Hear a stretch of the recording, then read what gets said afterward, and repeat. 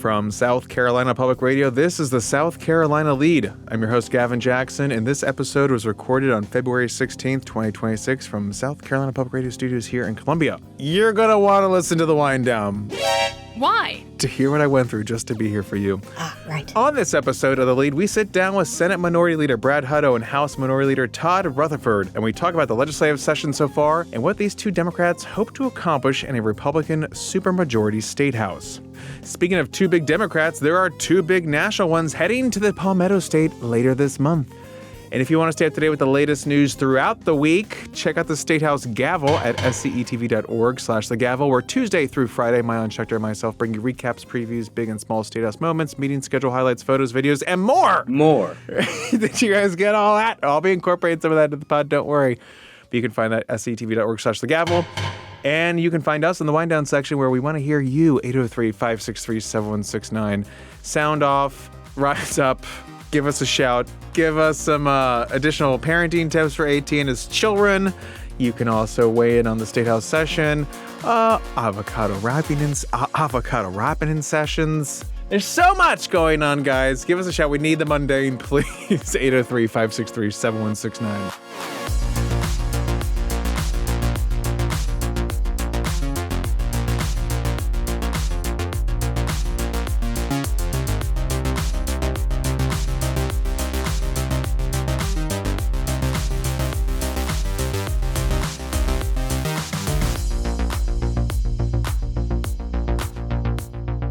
Okay, let's look at what's on tap for the Statehouse this week. Week 6 of session kicks off with the House Ways and Means Committee holding full budget deliberations. Ooh, they're getting that budget ready for the big floor debate in March, so stay tuned for that. We also have some committee meetings going on this week and debates in the House and the Senate that will bring you coverage on Saturday. Straight up to Congress, never mind, they're out for President's Day recess, even though the Department of Homeland Security is not funded right now due to the partial government shutdown, so folks like TSA employees are working without pay, so be nice to them if you're flying. They're not getting paid to deal with you right now.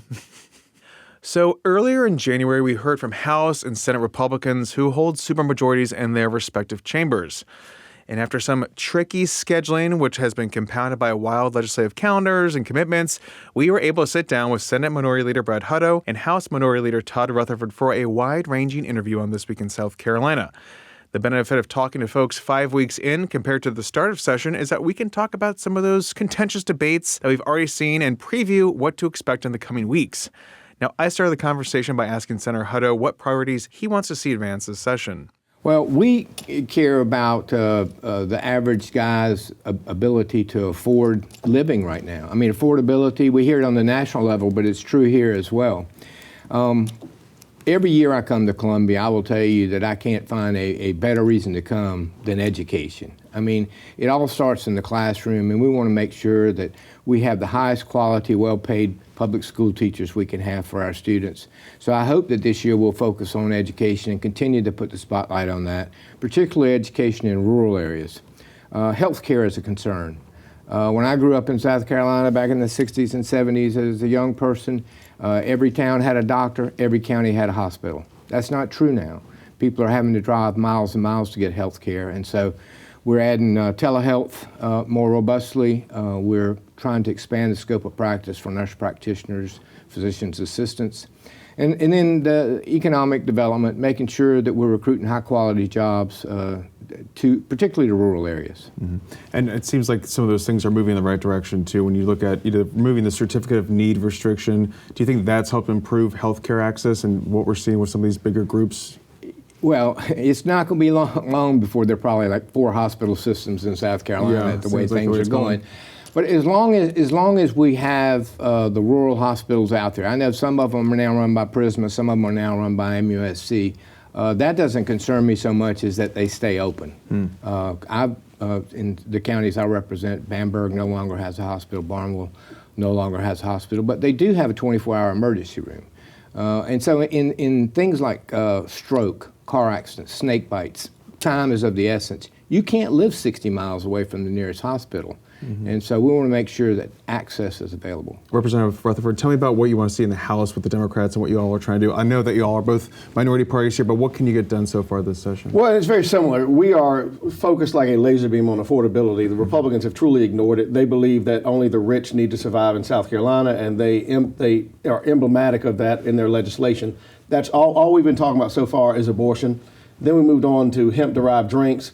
Now we're going to probably talk about something else stupid because that seems to be the agenda in South Carolina. Every January, all we do is talk about abortion.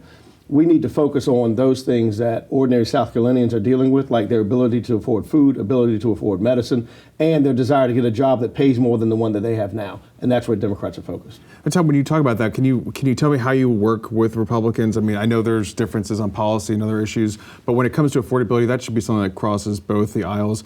Can you get anything done when it comes to that? Can you work with them to try and fix some of these things? It is a continuing battle to make sure that Republicans also see the little people, and especially when you're dealing with the national Republican agenda, which seems to be gone totally awry. But dealing with local Republicans is something that we do on a regular basis, making sure that the little people's voices are heard. Things like Brad just talked about, keeping hospitals open, making sure that people have access to health care, making sure that people have access to the things that they need on a regular basis, like child care. Child care is a huge issue in South Carolina. And we need people to go to work. Well, they can't go to work if there's nobody to take care of their child. And it's something that I have a 4-year-old, something I have to deal with on a regular basis as well. And so we do work with Republicans. We are making sure that they focus on the things that they need to stay focused on, like affordability, continuation of care for people that are getting older, and getting a better job. Mm-hmm. And Senator Hutto, pick up on that. So child care is not just an affordability issue. It's that for big businesses to recruit workers, they've got to have somewhere for their employees to have the children while the mothers are working. And I say mothers because usually it is the mothers who end up staying home if they can't find high-quality daycare. We have a shortage in South Carolina not only of teachers, but healthcare workers and daycare workers.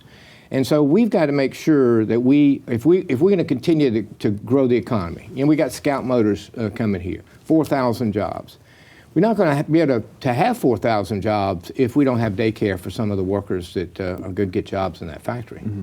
So do you see something, I think we've talked about this before, but in terms of maybe incentives for some of these economic development projects, should we be seeing them incorporating childcare or other affordability issues into these developments so they can get maybe more incentives or tax breaks, or how do you see mitigating I do that? think that. I talked to several of the big businesses. One thing they will tell you is their model is not to run a daycare themselves, but they are not opposed to having a daycare on campus of the facility, okay? They just want a third party to run that. And so we tried incentivizing the manufacturers by giving them a tax incentives. That's the wrong way to approach it. I think we've got to give the daycare centers a tax incentive to move onto the campus of the manufacturers. And then, Senator, just to pick up on what we were talking about in terms of legislating, you have gone to a supermajority in the House, in the Senate. How do you guys work? I mean, I know you've gotten some bipartisan bills passed when it comes to protecting children in the past, and also we can talk about DUI in a moment. But how do you see affecting the Republican supermajority in the Senate when it comes to getting some legislation passed? Is it a matter of finding common ground on some of these issues? It is. It's not always about parties. Sometimes it's rural versus urban, upstate versus low state. But we're small enough, 46 of us, that we tend to know each other. And quite frankly, the Republicans are split between the ones that have maybe a more social agenda, a more national agenda, and then the ones that are more traditional Republicans, country club Republicans, whatever you want to call them. So we try and find common ground where we can with either group to forge a majority. Do you see that Essentially the too? same thing in the House. We're just looking for common ground, and a lot of the bills that actually come through the House, you'll see the Democrats and the mainstream Republicans voting on the same side. The Freedom Caucus tends to be the fly in the ointment, not understanding the process and simply wanting to tear stuff down, not voting with us. But for the most part, the bills that come through the House pass with a large majority, and it's both parties working together to get it done. So. And Representative Rutherford, to that effect, we talked about hemp-derived consumables last week. It was a knockdown, drag-out, kind of imploded on its own. That was a Republican-led bill by House Judiciary Committee Chairman Weston Newton. It was also a caucus priority. You saw a similar bill passed last year with broad bipartisan support, which was kind of loosely regulating these drinks and these gummies that people have been eating and consuming because of the 2018 Farm Bill. So what happened, in your opinion, to that bill last week when it came to further restricting these consumables? And do you think that's ever going to go anywhere at this point? The bill that passed last year simply raised the age to 21, which I was very much in support of, and so was everybody in the House. Make sure that people have to be 21 before they buy these and consume them. The bill this year was going to ban most of the industry, and according to the data that I heard, was going to put out of business 73 farmers, total economic impact of $1.5 billion loss to South Carolina, and it needed to be stopped. I don't think that they had done the research they needed to before they brought it to the forefront. Representative Ford, who's a freshman, he came forward and talked about his son and his son needing these gummies. Because his son needed the gummies to deal with the condition that he has, he went and did all this research, became almost, I think he's a hemp grower, but just to understand it, to make sure that his son had access to it. And we were going to pass this bill and deny his son access to that. That is what stopped the bill. The bill went back to judiciary. They're going to do some more research, and hopefully their research will lead them to believe that what we passed already is enough. That bill is in the Senate, so hopefully they'll take that up and get that across the desk. I mean, do you think it just kind of, it's a weird space right now? I mean, you rarely see something go back to committee. Do you think it's going to be just maybe more incumbent upon the Senate to take this up? It's a longer conversation about how it's back to when I first got here in 1998, that we did bills and they didn't all pass, and some of them went down and bills and votes were close. You rarely see that, and we talked about that earlier. This was one of those that harkened back to that. We had to look at the board, count the number of votes, but truly Democrats, Republicans, and Freedom Caucus working together to make sure that the government didn't overreach, which is what I think they were trying to do. I was going to say, to that effect, I mean, SLED Chief Mark Keel's been an outspoken critic of anything when it comes to marijuana or even hemp-derived consumables. Do you think you see too much influence from him on this? I do. I think SLED Chief Mark Keel ought to stay in his lane and enforce the laws that we pass, not try and pass them himself. He is free to run for the House or the Senate if he chooses to, but what he needs to do is enforce the laws, not tell us what we should be doing to ensure that the public is safe. We can do that. That's what we're elected to do. He needs to stay in his lane. And talking about lanes, talking about public safety center, we're talking about the DUI bill that took about 3 weeks to get through the Senate. There's been some discussion about whether it really does that much, but tell me about S52 and what the Senate ended up passing when it comes to strengthening DUI laws in the state, or maybe I'm using strengthening too much here. Well, it has many different aspects to it, but it does increase penalties. I'm not convinced that that's necessarily how we address the problem. I think expanding the ignition interlocks devices on cars so that if you get a DUI or even if you get pulled for a DUI, you have to put one of those devices on your car for a period of time.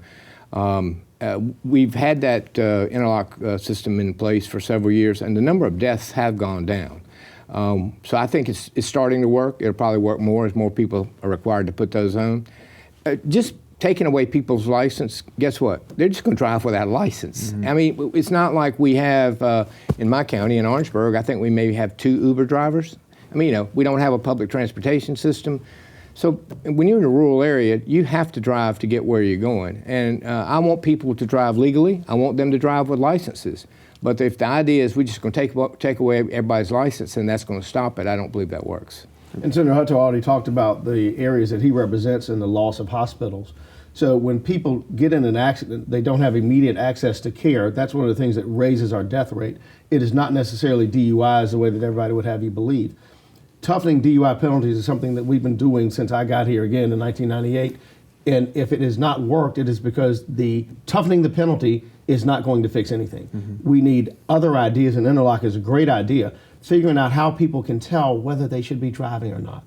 Most of the people that get arrested for DUI, charged with DUI, and even a lot that are convicted of DUI had no idea that they were going to blow above the limit. And that's what we've got to make sure that we stop those people from ever driving if they're drunk. It's an outreach campaign? Is it just, I mean, how do you fix this? I mean, it's innovation, it's technology, it's using an interlock, it's those people that are voluntarily put an interlock on their car so that they know that they should not be driving. A lot of the people that you talk to will tell you, judges included, prosecutors included, that they don't like DUIs because if people they did not intend to be a criminal. And so how can we make this person that doesn't intend to be a criminal, that wants to do the right thing, understand that once they've had a glass of wine and that shot, that's too much. A beer and a shot is too much. 2 glasses of wine is probably too much. And again, I'm also a criminal defense lawyer. I've been doing this for a long time. I don't know exactly how much alcohol you could drink before your DUI. But what I do know is that once you've consumed that alcohol, allowing you to make that decision always causes problems. But Todd, you would agree that you do need to strengthen those penalties for repeat offenders. I mean, I know, again, you can only legislate so much and people can still end up driving, but I mean, it's something to do that, right? It is something to do, but it has not, as of yet, in all my years, done anything. We have increased those penalties. I can't tell you what they are. Most lawyers can't tell you what they are. Most police officers can't tell you what they are. So what we know is simply increasing penalties is not going to fix a single thing. We've got to make sure that those people, once they've been convicted, have an interlock device on their car. That they know. I've talked about putting DUI data master machines down in 5 points in the Vista so that people can blow into it and see they should not be driving. Until we're willing to do more innovative things, we're going to continue to have the same problems. I want to pick up with another debate that we saw in the House. We had a couple debates while there was just one going on in the Senate, as it kind of goes. But Representative, to that effect, we were talking about restricting access to these abortion-inducing medications like mifepristone and making that a Schedule IV controlled substance. There was a lot of back and forth on this. We've seen this happen in other states too. A lot of the bills that we talk about as well have also been under judicial review in other states too, which I know doesn't preclude us from actually doing things here. But what was the debate over that bill, and do you think that's going to do anything? And we're talking about abortion being a continuous issue here. It's, again, one of those things that we've been arguing about every single January. It comes up. And I think that the Republicans simply want to get to the point where they are clear that a woman cannot decide what she wants to do with her own body, period. Where they believe that a woman does not have sound mind to make decisions regarding her body. The problem with these two drugs is that they also deal with things other than abortion. And so trying to thread that needle to make sure that people have access to medication that can help them while the Republicans want to stop them from having access to something that helps with abortions, that was a difficult needle to thread. I doubt we did it right, but I know that they don't care. They don't believe that a woman should be able to make those choices. They want to stop anything having to do with abortions and women's health care, and this was just another method to do that. And so, Hutto, that bill now is in the Senate. It's going to go through the committee process there. But we've also seen in the subcommittee process and the off season, as well as during part of January, that we have not seen much traction on these restrictive abortion measures that some far-right Republicans are pushing. Do you think that is maybe we've reached a point in the state where it comes to folks realizing the writing on the wall in terms of 6 weeks, the current ban that we have on the books right now is enough, that people don't have an appetite for more than that? I'll tell you that polling shows that. The people of South Carolina certainly believe that. And yes, there are always going to be people who push and push. They're going to, until we outlaw it completely, they're never going to be satisfied unless you're wealthy enough to be able to drive to New York. You know, but what we got to focus on is we cannot continue to criminalize the practice of medicine. We cannot continue to restrict a woman's access to care.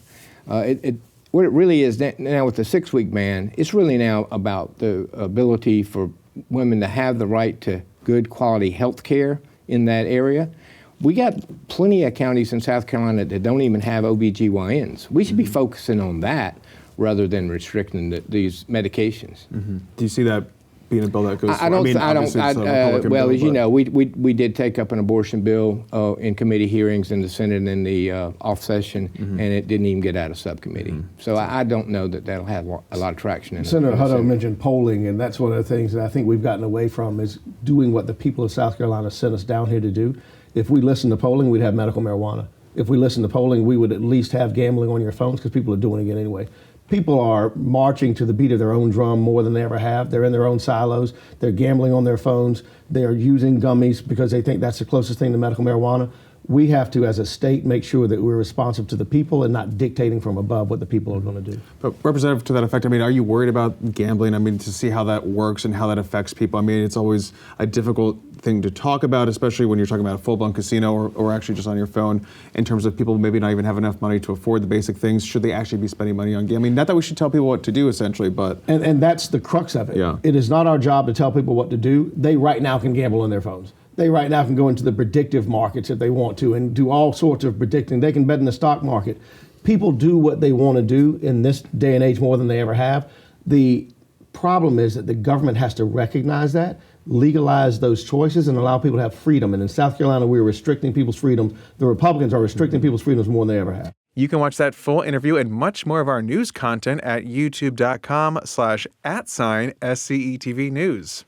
Moving on, the Democrat Congressional Campaign Committee, also known as the DCCC, which is the campaign arm for congressional Democrats, announced last week that South Carolina's first congressional district has been added to its list of competitive targets for 2026. 2026 Watch. So that will allow for some more national resources and attention on that district that Congresswoman Nancy Mace currently represents. It is a wide open field on both sides of the aisle for this one, folks. But just some context, the Cook Political Report last year labeled the district as solid Republican. It was previously much more purple, see Democrat Joe Cunningham winning in 2018, but has since been redistricted to be more red. But speaking of Democrats in South Carolina, the Democratic Party is bringing former President Joe Biden to the state later this month to commemorate his pivotal 2020 primary victory. The 46th president will return to the state he knows well on February 27th for a reception with state Democrats and supporters. Biden was last in the state on his last full day in office on January 19th, 2025. I know because I was there. Wow. During that visit, I covered in the local pool, which is wild. It was intense. It was nonstop because we participated in services at Royal Missionary Baptist Church in North Charleston and then visited the International African American Museum, where the president also gave remarks. But before Biden comes to town, a potential 2028 Democratic presidential hopeful, California Gavin, East Coast Gavin, West Coast Gavin. California Governor Gavin Newsom will visit the state on February 23rd ahead of his national book tour stop in Rock Hill for Young Man in a Hurry, a memoir of discovery. The SCDP says Newsom will meet with South Carolina Democrats for informal conversations about leadership, public service, and the experiences that shaped his journey in business and politics. Now, the visit will also include community stops in the Lowcountry and Midlands that will offer supporters an opportunity to engage directly with the governor ahead of his official tour event. So be on the lookout for that.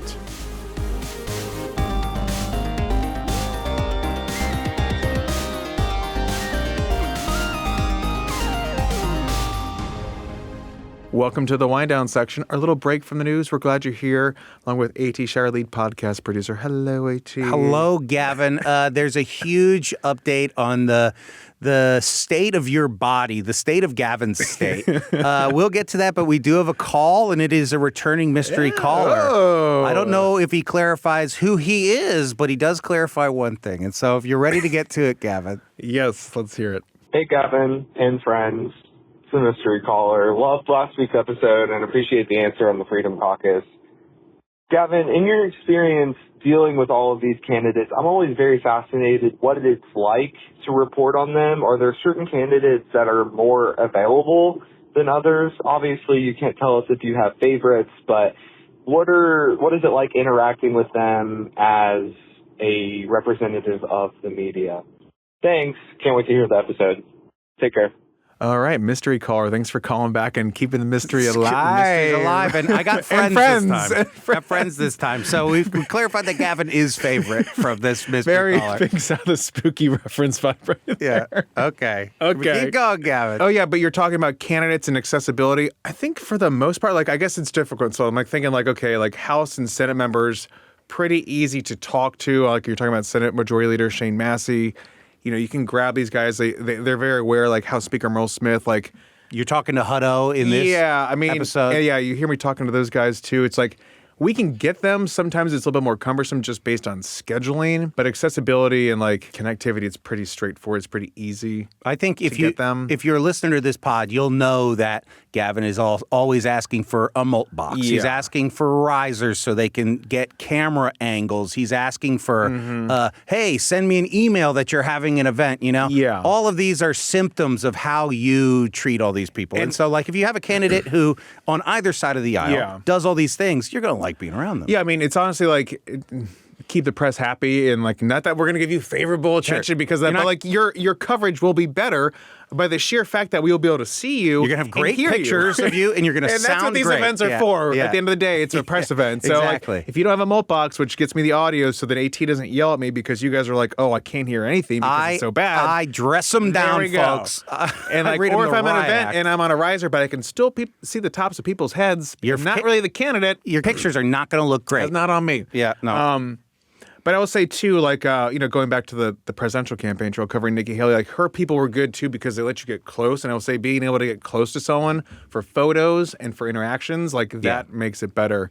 and you get better images out of that too. It shows you interacting with people more. So Anyway, Gavin, speaking of looking and feeling bad, let's tell the people. I went down to Atlanta. I'm not going back to Atlanta anytime soon. I think it's on my list of places like Miami. I don't need to I go like back. Atlanta, but keep going. The drive. Oh my God. The drive back from Atlanta is terrible. There and back, and like you're avoiding people, and like it's nonstop. I got there on like Friday at like 7:30 because I was going to a party. I was looking forward to this, and I did have a great Friday night. Probably too much fun, some would say. So great. It Too was much so fun. great. But I'm heading back to where I'm staying, and I'm on my phone, and I'm not looking at the ground in this poorly lit sidewalk that is riddled by tree roots. Riddled, folks. And down goes Gavin. And, a little roll action in the ankle, foot, probably yelps of pain. Hobbling. If anyone in the greater Atlanta area heard yelps of pain in an alleyway, it was Gavin There was a Jackson. good shout or two. Yeah. I'm sure people were calling as if there's like enough people Yeah, to respond. yeah. But A lot I'm sure of- on someone's ring. I wasn't there to bleep it, folks. Thought I just rolled the ankle, rested it, red light therapy. Lots of light, folks. red Lots of some light Tiger going into Balm. this thing. And I was kind of like walking around the house a little bit, not in a good way, obviously. Gingerly. Gingerly's been the word of the weekend so far. And I'm like, it's just a sprain. It's not bruising too bad. Like Exactly. I thought I tore a tendon or a ligament as I was self-diagnosing myself, but the bruising wasn't bad. And then, so I get a text yesterday says, "Hey, AT, do you have crutches?" The crutches that you had from your injury. Yeah. And I said, "Ooh, I don't think so. Gavin tells me, "Yeah, I can't really put much weight on my foot." So I said, "You should probably go to the doctor." Gavin, you got an X-ray. I did. I know, and thank God for. Let me look at my boot because that's the name of my orthopedist on it. Midlands Orthopedics. Shout out. I've been there before. I thought it would. He'll be there again. I'm going back in 3 more weeks. I found out that I have a metatarsal fracture. Yep. Which is fascinating. He's got a crack in his foot, folks. And luckily, on the bright side, I didn't do it like far enough up that would have required surgery. So now we're just going to let it heal on its own in this wonderful boot that I now have. It's honestly, as a boot knower, as a boot haver, he's got a nice one, It's folks. up to It's looking my good. keycap. It's got gray. pump Yeah, action. I'm It's pumped really up. nice. So you're going to see me waddling around the Statehouse. Yeah, it's good. But folks, he went to the doctor and got this X-ray this morning as of this recording. I mean, I was in and out in an hour. I was It's like, hey, true. I need to be ready. I told him, hey, if I need to do an emergency announcement pod that's just me doing, I don't know, a top 10 list of coolest presidents on President's Day, I would have done it, okay, folks? This but is how I celebrated look President's Day. Look at what he's done. I said, no, for you. and then I have to go do an interview out at VC Summer nuclear plant. Never missed one. So okay. we're going to do it. You know, if Charles Bierbauer could do an interview while passing a kidney stone, Yeah. I think I can handle a little foot fracture. So listeners know that the injury was tearing my Achilles. Yes. So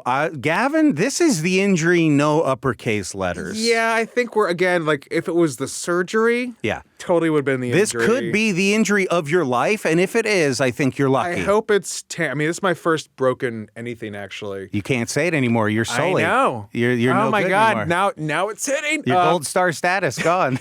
Almost 40, and my first break. Yep. Osteoporosis. This is why I'm drinking milk again, folks. I think it's all symptoms of the Subaru, folks. He's been hiking so much, he's just priming these brittle bones to snap. And I thought, like, oh my God, what if this happened while I was hiking? I'd be like clawing my way up somewhere. Yeah.